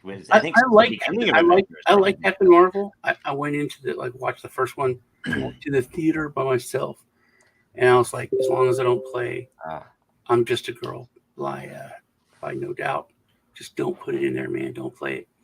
They nerfed her backstory hardcore though. Yeah, it's pretty decent. You know, it's all right. And then towards the end, she's about to kick everyone's ass, and they hit me with a song. I was like, it's all right. You earned it. Okay. But Yeah.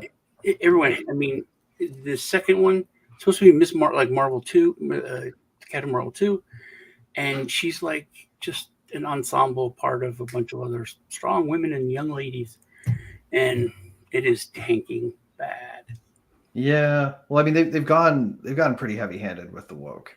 Yeah. Is the problem? Like, I don't know if anybody was unfortunate enough to sit all the way through Multiverse of Madness. No, thankfully. They made Doctor Multiverse Strange of suck. CGI. They made him suck.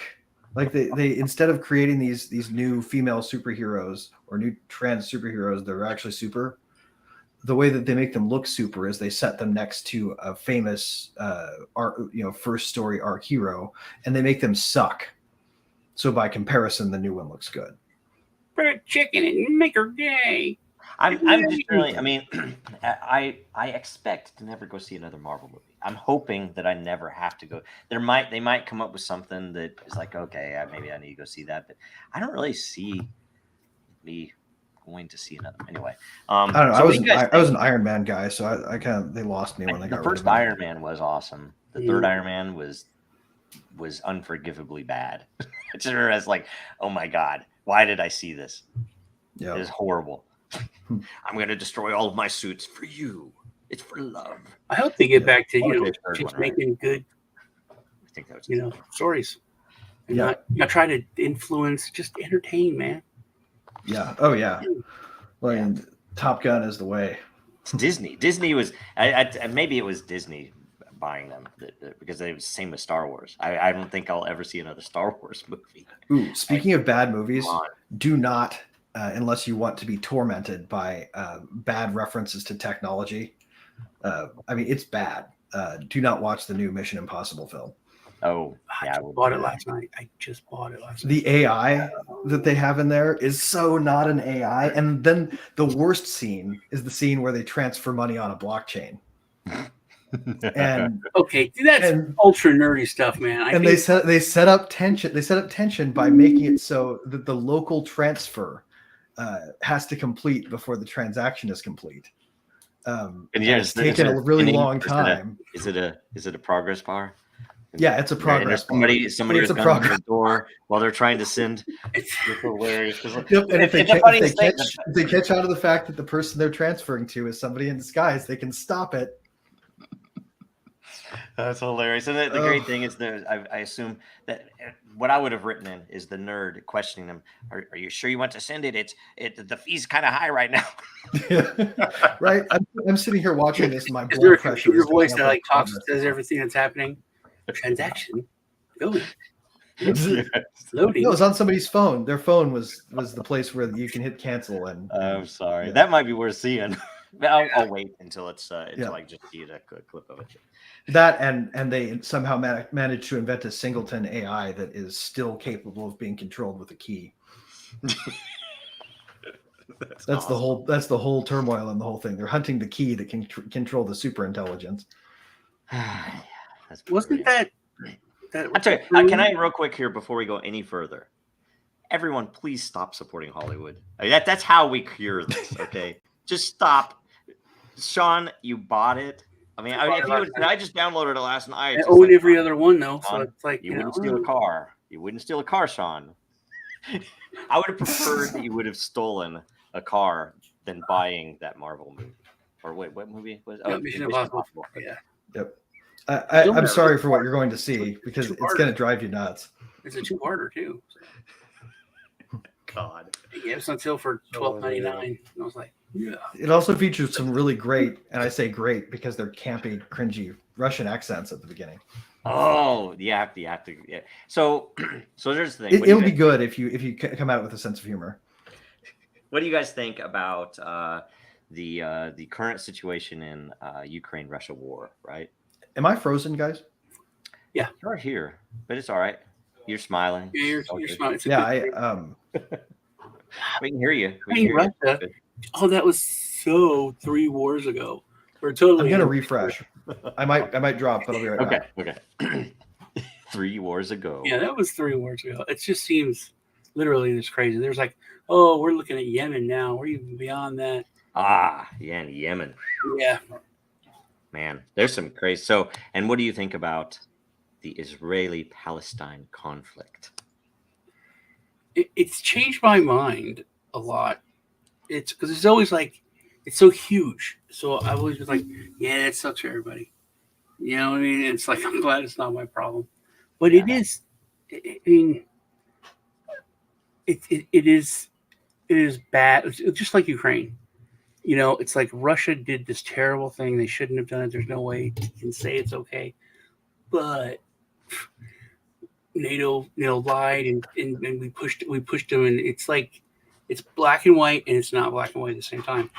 And same with Israel. These people hate them, they want to kill them, but they live in an open air prison where the biggest thing you could ever hope to accomplish is to become the mayor of the prison. You know what I mean? There's it's just so bad, and I think it's done. I think that Israel's just done. They want to take whatever backlash they get. They want to bulldoze the place, displace everybody, take it back over.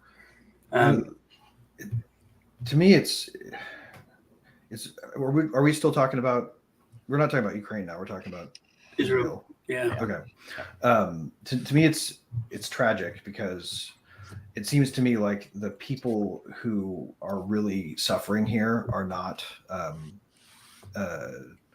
being taken into proper consideration. The regular civilians should be being exited from that area. And it seems like all of the supporters of both sides are keen to allow the civilians to stay exactly where they are. They're keen to keep the human shields in place on both sides. Because Hamas doesn't want to lose their human shields. They will lose if it's just them in a war with they want to have Israeli their power. forces. They want to keep their power. Right. I think it's shown the world how little any government or entity care, how little they care about human life. Right, but if if Israel allowed the civilians to be exited, then they would have no war to fight because it would be over before it started, right? Well, I think the whole narrative, like the human shields, we've used that. It's propaganda. I don't know if you. I mean, if you are, and I can't remember who. It was even. Jeez, I'm gonna forget who it was. It was a communist writer. dang it, sorry, there's a quote. I was like, wow, that's really enlightening. That if you have a populace of however many million people, and essentially you say, hey, we don't like this one group that came in there, and okay, whatever. If you've been occupying that territory, you took some of the territory from them in the first place.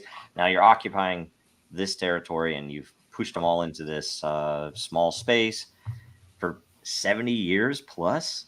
I had not known half the history because I'd never really looked into it. I'd always just heard all the propaganda. So, it's the only democracy. They're our greatest ally. And when you look at what happened in this case, and they say, okay, we're going to go in there and we're going to get them. We're going to wipe them out. We're going to flatten it. We're going to kill them all. And we're not going to let them leave. We're not going to let anybody leave. And we're going to cut off their electricity. We're going to cut off their water. We're going to cut off their food and all shipping. Oh, we're going to cut off their internet. And then we're also going to blame all their funding on blockchain. Yeah. And it's not like this is, let's say, Syria or a nation state that has tanks and planes and weapons and a standing army, right? This is a freaking open air camp, right? Prison camp. And you're like, okay. And so I'll have to look. I'll see if I can't find the quote, but it's essentially he was saying when you have a nation state attacking and with those types of things being said, it's like that's murder. That's not war. Yeah, it's interesting to me that it's the same playbook that has been used through history. It's so on this level we haven't seen it. They don't change their approach. It's like they started calling them animals. And that used to work. That's why we killed Indians. Is there irony here in all of this, considering who is always because we don't want to kill each other as human beings. It's hard for us to do that. We have to it's hard to pull the hook out of the fish. Your grandpa, we can't feel it. They're not killology, right? They're not like other animals that you can hurt. You can rip it right out. You didn't feel anything. Nobody wants to harm human beings, so first they have to dehumanize them. And that's the first thing they did. They're like, they did these here. They're animals. They're not regular people. Well, and you want to talk about censorship, right? There is something that we probably can't even talk about here that is currently a subject of discussion on platforms like Rumble. That has been circulating, or that started circulating on TikTok, that actually TikTok erased. Are you guys familiar with this? No. A certain letter that used to be hosted on the Guardian's website that is now no longer hosted on the Guardian's website. And if we talk about it, we are likely to get our channel deboosted. Oh, really? Okay. Yeah. And that is a letter that came out in the 2000s after 9/11. Addressed to the American people by somebody. Why? We'll call him Captain Face Diaper. Yeah. Yeah, you can look that up, and it was viral on YouTube. And I will say, all of the conservative right on Twitter was like, "Oh my God, this is horrible!" And it's like, read it, just go read it, because I went and I hadn't read it since way back then. I was like, I read it and I was like, holy smokes, This is I think I agree with most of this, and I believe, in all truth, as sad as it is, I believe his story over the narrative that was pushed. We still haven't seen the strategic internal communications that they had, where a lot of the point of the effort by Al Qaeda at the time was overtly stated by the same person whose name I will not mention lest we be filtered. Can you use the to get us to take away our own freedoms. Yeah. Right. The whole point of it was to elicit a response that turned us inward on ourselves. Yeah. And that to me is, it's tragic that we can't talk about that, because the 9/11 experience in this country, what we did following it, is exactly the threat that Israel is imposing on its own populace by reacting the way that they are. Yeah. I think it's reminds me of like race. I grew up in the North, right? where racism. When I hear about racism or someone talk, it was anger. It was bad. And then I came to the South, and it wasn't. It was just a way of thinking. You know, Yeah. like they would use the N word just instead of saying black, and it's like, oh no, they're different people. I was like, what? They're like, yeah, they're not like, they smell different. You don't notice these things? I was like, and I was like, you know, they use different hair products. And I'm like, what? And they're like, Why yeah, does this matter? they're just different. They're just different. I'm like, Yeah. Well, this is what happens. This is what happens when we sacrifice universalism and we sacrifice the ideals that were presented by another guy who got assassinated by the powers, right? Dr. King's ideas. And where you guys probably don't know, you probably figured this out by now, but I'm like an old school pacifist, you know, a principled, peace-oriented person. You know, the way to solve this fucking problem has always been to take the higher ground and to not react to violence with violence. And were that to be done, the moral high ground that they would have, that the West would have, would be infinite. All of the good people on the other side would defect. And we would win. And we would win by principled adherence to peace, as opposed to retaliating with scorched earth tactics and perpetuating another cycle of killing. Which is what we're going to do. It depends, though, because like it is the government. So how few and far between are governments who value peace over power, right? I mean, no, governments are a tool, right? They're a tool for the exercise of force. Yeah. It's like asking a hammer not to hit nails. Yeah, right. You know, and to come up with some other solution. It's not going to work. Yeah, and that's why I think in the end, democracy is what's going to be seen after. In this century, I think that it'll be seen that democracy does not work, right? Right. Oh, we need democracy can work, but democracy by popular vote cannot. Yeah, I mean it can, and when you say democracy, like I'm not talking like philosophically the rule of the people, the demos, that I think can work. Representative government by autocracy, for instance, would be mob rule is what you're talking. Transparency is what's needed, because that's what demagogues use, whether you have a republic or a pure democracy or something in the future. The fact that they can hide stuff and profit and hide stuff and do, because you look right now, and I'm not gonna go into this at all. Maybe a future conversation if you want, Sean. But what I brought up to Sean at the beginning is the number of dual citizens that exist in our Congress, the Senate, and the House, and our executive branch and our legislative branch, for that matter, are troubling. And if I were to say, hey, let's take what would be the least threatening country that, would it be Britain? Would it be France? Luxembourg. What is it? Luxembourg. Let's say Luxembourg.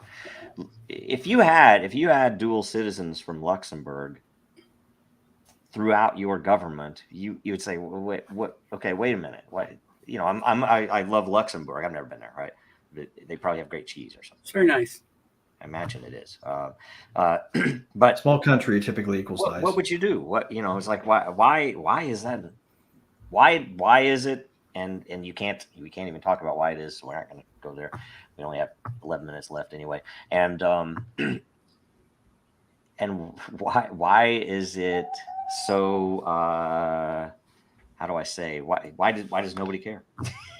It's so weird. And I say nobody care. I guess why can't we talk about it? So, but we aren't going to talk about it here. Yeah, well, I mean, it's I like Julian Assange's quote on this, because he said that censorship is a good sign for adversaries to a regime, because any regime that has to engage in censorship has to care what people are thinking in order to maintain its power. Yeah, it's also a great indicator, and it's basically an admission of weakness. The fact that letter can't be talked about on here because of pressure from above means that they are so threatened by its contents that they don't want people to know it. It does. You know what it does? It's almost like seeing fear. To be able to know what they fear is useful. To know what they want to hide is useful. Why? Because it's It's like, that's what you need to spread. That's what you need to go Yep. and learn. That's why, it's immediately I went and read that letter. It's like, oh yeah. gosh, I read this way back then. I need to read it now. By the way, anybody who wants to get the contents and they want to get the contents narrated to them in a pleasant way, Parker Banks, this guy on YouTube, has a channel that is narrated, a bunch of AI narrated stuff where he has the voice of Orson Welles reading different things. And one of the things that he has up is both the 2002 letter from the He Who Shall Not Be Named and a 2011 one. I do think that's the future, by the way, of because with censorship and everything, memes are very powerful, and things like produced, put a score to it, right? Put a score to it. Make it an historical thing. Make it like the Braveheart speech. Make it like like King's speech. It's like there's so many things you can do to provide good entertainment to people. I'm always watching stuff from ancient history because it's an escape, and you can see the broader movement of events and realize like, that's not much different than now. I could see something similar good happening. That's great, right? Yep. Anyway, cool stuff. We gotta wrap it up. Yes. All right. Let's see here. I'm going to go to the end here in closing. Thanks, guys, for showing up. And by the way, thanks for showing up over the past few weeks, because I was pretty much bedridden. I had coughing fits. It was horrible, right? There's a cold, but I always get lung stuff with colds. So thanks for showing up. That was awesome. Make sure everybody join the Roundtable, the WBRT layer, and Den to ask questions on the next show. The theme next week is using blockchain to ensure accurate, free, and fair elections. Imagine that. We're going to have to imagine it, because it's not going to happen in the near future. And I'm sure we'll get to hear about whether or not we should have a debate, open debate, whether we will have an election or not. We should put the next best thing to Litocracy. Yes. I have a show coming on in 2 hours and one coming on in 4 hours. So check me out. I'm going to drop off. I'll see y'all later. All right. Cool. See you. I will just say before we go, thanks to everybody. You are what I'm thankful for this year who watches this show.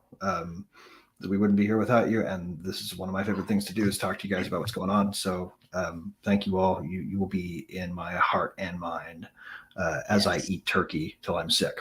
So yes. Happy Thanksgiving. Yes. Happy Engorge Yourself Festival, Thanksgiving, America. It's always good, though. It's good to see family. I get to see them sometimes through the year. So, do that if you're not in America too. It's all good. And let's see here. Make sure you share the episode. The more you share it, the more the hosts and contributors will get, so we can, move some stuff. Next year, we should try to rock the boat a little bit, change some few things, and have fun. Right? Yep.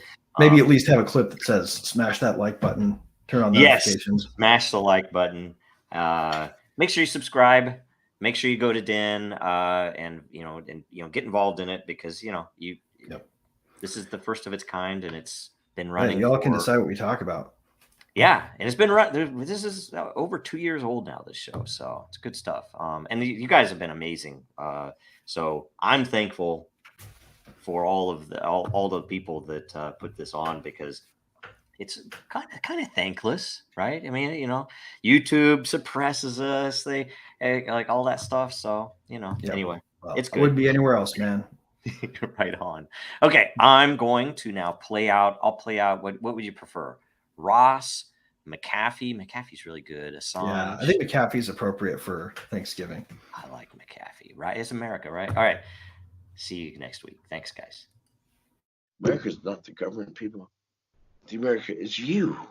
It is the Grand fucking Canyon, the Rocky Mountains, the deserts of the Southwest, the Pacific fucking Ocean, the Atlantic fucking Ocean. It is the grandest continent. And what the fuck have you people done?